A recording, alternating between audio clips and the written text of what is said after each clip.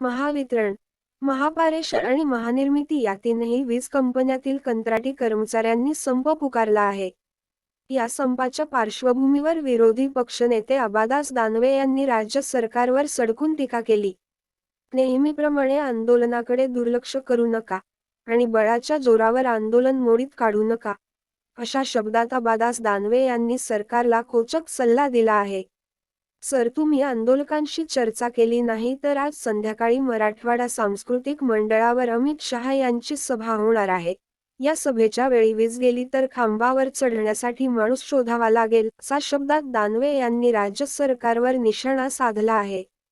विशेष म्हणजे उपमुख्यमंत्री देवेंद्र फडणवीस हे सध्या राज्याचे ऊर्जामंत्री देखील आहेत.